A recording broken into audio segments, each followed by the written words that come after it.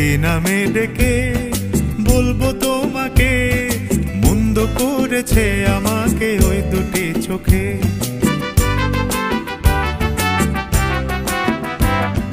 কি নামে ডেকে বলবো তোমাকে, মন্দ করেছে আমাকে ওই দুটি চোখে।